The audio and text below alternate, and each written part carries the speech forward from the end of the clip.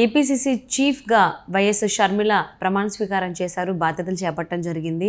అంతేకాకుండా యాత్రకు కూడా రెడీ అయిపోయారు. మరి దీన్ని బట్టి చూస్తున్నట్లయితే దీన్ని ఇంకా వైఎస్ ఆత్మ అనేటువంటి కేవీపీ రామచంద్రరావు గారు కూడా దీని మీద స్పందించడం జరిగింది. సో వైఎస్ పేరు నిలబెట్టడానికి కావచ్చు, వైఎస్ కోరిక ఏదైతే ఉందో రాహుల్ పీఎం అవ్వాలి దాన్ని కూడా షర్మిల చేస్తారు అన్నట్టుగా ఆయన వ్యాఖ్యానించడం జరిగింది. సో దీన్ని బట్టి చూసినట్లయితే జగన్మోహన్ రెడ్డికి కౌంట్ స్టార్ట్ అయినట్లేనా? ఈ అంశానికి సంబంధించి మనతో మాట్లాడడానికి, వారి విశ్లేషణను మనతో పంచుకోవడానికి ఈరోజు మనతో పాటు ఉన్నారు సీనియర్ పొలిటికల్ అనలిస్ట్ అంకమరావు గారు ఉన్నారు. వారితో మాట్లాడదాం. నమస్తే అండి. నమస్తే సౌజన్య గారు. వైఎస్ షర్మిల సో పార్టీ పెట్టి దాన్ని కాంగ్రెస్లో విలీనం చేసి ఇప్పుడు ఏపీసీసీ చీఫ్గా ప్రమాణ స్వీకారం చేశారు. సో చేయడంతో ఇమీడియట్గానే ఆవిడ యాత్రకు కూడా రెడీ అవుతున్నారని చెప్పేసి టాక్ వినిపిస్తోంది. సో ఈ విషయాన్ని పక్కన పెడితే వైఎస్ ఆత్మ అనేటువంటి కేవీపీ రామచంద్రరావు గారు కూడా వైఎస్ షర్మిల గురించి పొగుడుతూ మాట్లాడారు. సో వైఎస్ రాజశేఖర రెడ్డి గారి తదనంతరం ఆయన తర్వాత ఆయనది కంటిన్యూ చేయాలి అని అంటే వారసత్వం ఈవిడే ఉంది అనేసి అని, అంటే ఒక్కొక్క సైడ్ కొడుకుండి కూడా కూతుర్ని వారసత్వం కింద ఆయన మాట్లాడడం, అంతేకాకుండా నెక్స్ట్ రాహుల్ని పీఎం చేయాలి అని అనేది వైఎస్ రాజశేఖర రెడ్డి గారి కోరిక. సో అది షర్మిల నెరవేరుస్తుందని చెప్పేసి అని కేవీపీ గారు కామెంట్ చేయడం ఏ విధంగా చూడాలి? అంటే దీన్ని బట్టి చూస్తే జగన్మోహన్ రెడ్డికి కౌంట్ డౌన్ స్టార్ట్ అయింది అని చెప్పి అనుకోవచ్చు అంటారా? అసలు ఏంటి సౌజన్య గారు, జగన్మోహన్ రెడ్డి గారి కౌంట్ డౌన్ ఎప్పుడో మొదలైంది, దాంట్లో ఎలాంటి సందేహం కూడా ఏం లేదు. కాకపోతే ఏంటంటే ఆయనకి రక్షణ కవచంలా కోవిడ్ ఒకటి కాపాడింది. తర్వాత కేంద్రం సహాయ సహకారాలతోటి ఇప్పుడు దాకా నెట్టుకొస్తూ ఉన్నాడు. ప్రజాక్షేత్రంలో ఆయన ఏం పాల్గొన్నాడని ఆయన మీద ఉన్న వ్యతిరేకత ప్రజలు తెలియపరచడానికి అవకాశం లేకుండా పోయింది. స్థానిక సంస్థల్లో దౌర్జన్యాలు, మరి వాళ్ళు ఏ విధంగా బెదిరించి అన్ని వ్యవస్థలను చేతిలో పెట్టుకొని ఎలా గెలిచారో చూసాం. అక్కడ పంచాయతీ ఎన్నికలకు వచ్చేతలికి వాళ్ళలో ఉన్నటువంటి కొన్ని సందర్భాల్లో కొన్ని చోట్ల వాళ్ళ నిరసన తెలియజేశారు.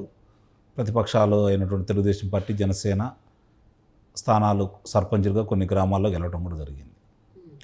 ఇక ఆయనది ప్రత్యక్షంగా ప్రజా ఆగ్రహం ఎప్పుడు కనపడింది అంటే 2023 ఫిబ్రవరిలో జరిగినటువంటి శాసనమండలి ఎన్నికల్లో చాలా స్పష్టంగా కనపడింది.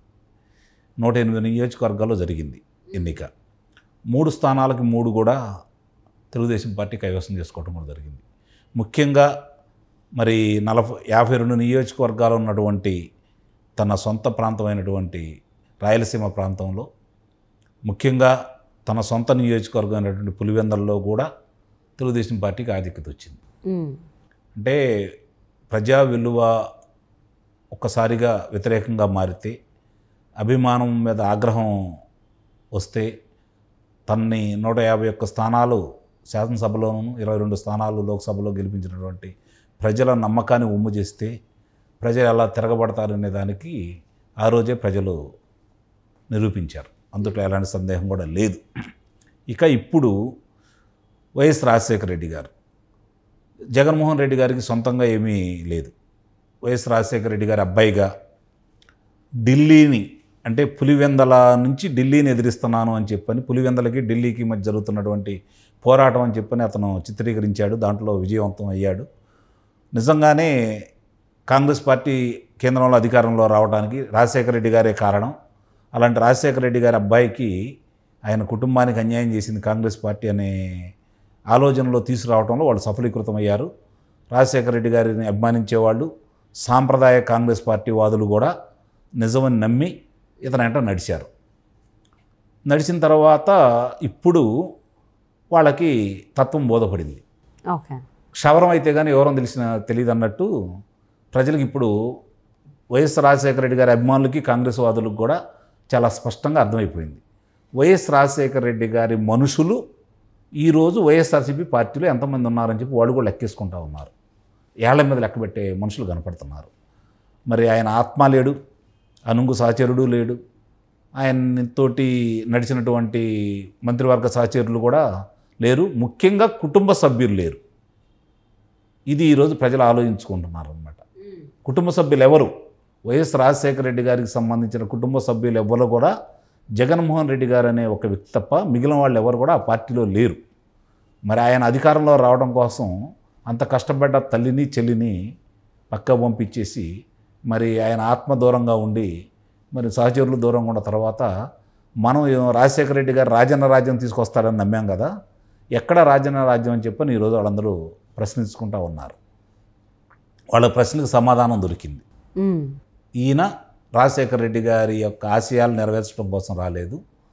తన మీద ఉన్నటువంటి ఫిర్యాదుల్ని దృష్టిలో పెట్టుకొని తన మీద ఉన్నటువంటి ఈడీ వాళ్ళు కావచ్చు, లేకపోతే ఆదాయ పన్ను శాఖ వాళ్ళు కావచ్చు, వాళ్ళ ఒత్తిడి నుంచి తప్పించుకోవడం కోసం, శిక్ష నుంచి తప్పించుకోవడం కోసం అతనికి కావాల్సిన ముఖ్యమంత్రి పదవి ప్రజల గురించి కాదు అని చెప్పి ఈరోజు ప్రజలకు అర్థమైపోయింది వచ్చేసింది. ముఖ్యంగా ఎందుకు అంటే ఆ రోజు యువతని ఈయన మభ్యపెట్టాడు. ఏమని, మనకి ప్రత్యేక హోదాని మనకు సంజీవిని కాబట్టి ప్రతి ఒక్క కళాశాలకు వెళ్ళి విశ్వవిద్యాలయాలకు వెళ్ళేసి ఆయన యువతను రెచ్చగొట్టడం కూడా జరిగింది. నిజమని నమ్మారు యువత. చంద్రబాబు నాయుడు గారి వల్లే మనకి ప్రత్యేక హోదా రావట్లేదనే విషయంలో వాళ్ళు నమ్మించడంలో సఫలీకృతుడయ్యాడు.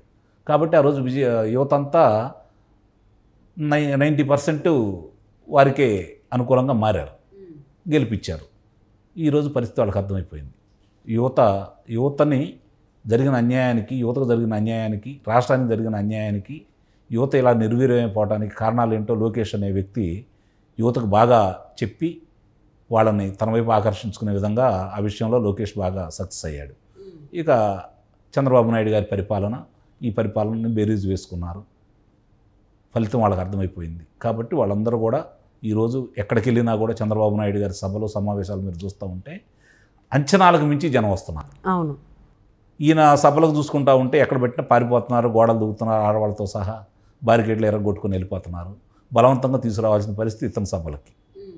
ఇవన్నీ చూసుకున్న తర్వాత ఇప్పుడు వైఎస్ రాజశేఖర రెడ్డి గారి నిజమైన అభిమానులు, కాంగ్రెస్ పార్టీ సాంప్రదాయవాదులు మనం అనుకున్న వ్యక్తి ఇది కాదు, మనం అనుకున్న కాంగ్రెస్ ఇది కాదు, మనం కాంగ్రెస్కి ఎంతో కొంత అన్యాయం చేసిన మాట వాస్తవమే అని చెప్పని వాళ్ళు తిరిగి పునరాలోచనలో పడ్డారు. అలాంటి వాళ్ళకి ఈరోజు రాజశేఖర రెడ్డి గారి అమ్మాయి షర్మిల గారు కాంగ్రెస్ పార్టీకి రావటం చూస్తూ ఉన్న తర్వాత ఇప్పుడు దాకా మినుకుమంటూ గౌరవప్రదమైన స్థానాలు ఏదన్నా వస్తాయో అని చెప్పిన వాళ్ళకి ఎంతో కొంత ఆశ ఉండేది. ఓటమి అనేది తేలిపోయింది వాళ్ళకి. జనసేన తెలుగుదేశం పార్టీ కూటమి అధికారంలో రావడం, చంద్రబాబు నాయుడు తిరిగి ముఖ్యమంత్రి కావడం అనేది వాళ్ళకి స్పష్టంగా అర్థమైపోయింది. కొన్ని ఎక్కడన్నా గౌరవప్రదమైన స్థానాలు వస్తాయో అని చెప్పి నిన్నదాకా భావించారు. దీంతో అది కూడా తుడిచిపెట్టుకుపోతూ ఉంటుంది.